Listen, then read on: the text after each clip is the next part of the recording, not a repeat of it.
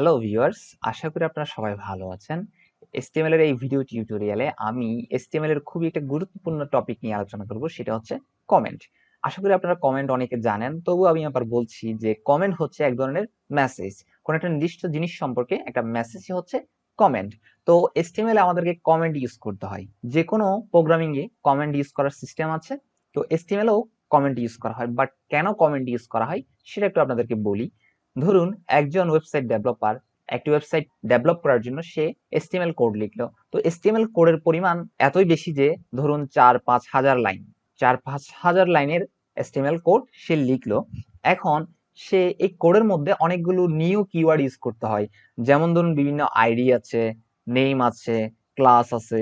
But যখন সে 2 বছর পর বা 3 বছর পর ওই ওয়েবসাইটকে সে আবার ডেভেলপ করার প্রয়োজন হয়, তখন সে যদি ওই ওয়েবসাইটের কোডটা ওপেন করে, তখন তার জন্য এখানে অনেক কিছু বুঝতে অসুবিধা হতে পারে, কারণ সে অনেক আগে সে কোডগুলো লিখেছিল এবং এত হিউজ পরিমাণ কোড সে মনে রাখা পসিবল না। তো অথবা সে ডেভেলপ করার পরে পরবর্তীতে অন্য একজন ডেভেলপার এসে সেই ওয়েবসাইটের ডেভেলপ করার জন্য কোডগুলো সে ওপেন করলো। তো সেখানে অনেক কিছু কোড দেখলেও সে নাও বুঝতে পারে, ঠিক আছে।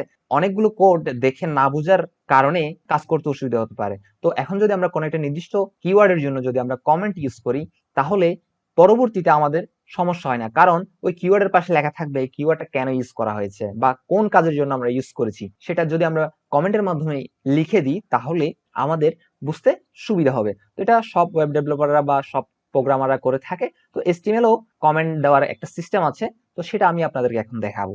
তো প্রথমে আমি একটা বেসিক সিনট্যাক্স তৈরি করে নিয়েছি।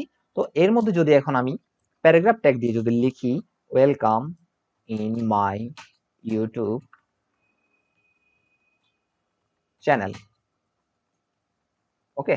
তো আমি যদি এটা সেভ করে রিলোড করি তাহলে এটা ব্রাউজার আমাদের শো করবে। বাট আমরা কমেন্ট ইউজ করব, কমেন্টটা কিন্তু এখানে ব্রাউজারে শো করতে পারবে না, শুধুমাত্র কোডের মধ্যে থাকবে, অর্থাৎ যে ওয়েবসাইট ডেভেলপ করবে সে দেখতে পারবে, বাট কোনো ইউজার সেটা দেখতে পারবে না।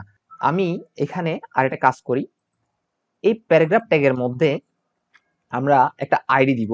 যখন আপনারা সিএসএস পড়বেন তখন আইডি কি সেটা জানতে পারবেন, ঠিক আছে। এখানে আইডি দিব আমি বিটিএন। এখন আমি ধরুন আমার কাজের সুবিধাতে আমি বিটিএন ইউজ করছি, বাট যখন 5 বছর পরে অন্য একজন ডেভেলপার সেটা দেখবে, সে নাও বুঝতে পারে বিটিএনটা কেন এখানে ইউজ করা হয়েছে বা বিটিএন মিনস কি, বিটিএন কি বুঝাচ্ছে।